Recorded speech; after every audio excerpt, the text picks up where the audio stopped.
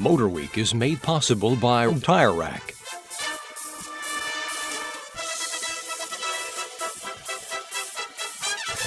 And there's no better mechanic available than Pat Goss. He's back this week with the second installment in his 5-part series on building a component car. Let's see how things are coming along. Pat? John, as I promised, we're going to begin building the component car we saw last week, the Maxton Rollerskate. We had one shipped from Colorado to my shop in Maryland. This is the first car that Maxton Components has delivered to a customer. Our Rollerskate has been sent to us on a trailer, but we're told that later cars will be shipped on a pallet.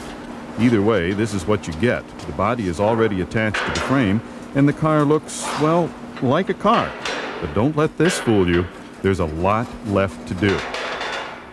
So much left to do that I've asked a few people to come over and help.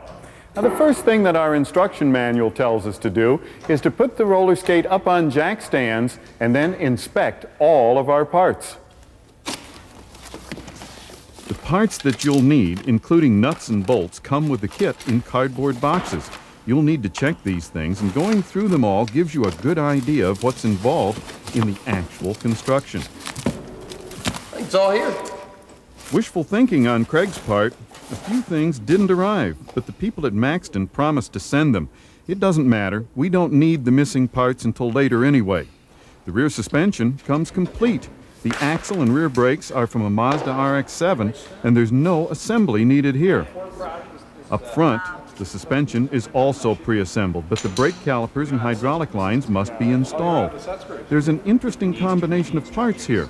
The suspension A-arms are Maxton's own design, and they're very much like what you'd find on a race car. On the other hand, the spindles, brake rotors, and calipers are from a Mustang II, which means it'll be easy to find replacements for the parts that are likely to wear out.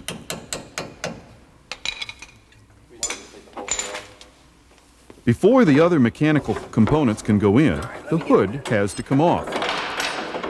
Okay, let me put the nut back on. Only basic hand tools are needed for most work. All of the hardware that attaches the hood and body parts comes in standard sizes, but the drivetrain has metric nuts and bolts. Like the rear axle, the engine and transmission are Mazda components. As we mentioned in our last segment, an engine is not included in the kit. Now, we've selected this Mazda Rotary engine that's been modified to produce 170 horsepower. As you can see, the transmission is already bolted to it. Now, if you should select this particular engine, you could expect to pay about $2,500 for it. Before the engine and transmission go in, there are plenty of other things you can do. The fuel pump and fuel lines have to be installed. The tank, by the way, comes already bolted in. The parking brake and parking brake cables can also go on now. These are some of the easiest assembly operations. Right there. As for the body, it's fiberglass and comes with a yellow gel coat finish. A hard surface that provides a base for the paint. And while the body is generally well made, we can see that some work will be needed to smooth out the occasional flaws before we can paint the car. Also, holes have to be cut in the fiberglass where the lights fit in. Templates are provided in the instruction manual, but the hard part is the cutting. If you don't have a jigsaw, you may have a tough time. We've done about all we can do for today, but we'll be back next week to show you what progress we're making on our Maxton Rollerskate component car.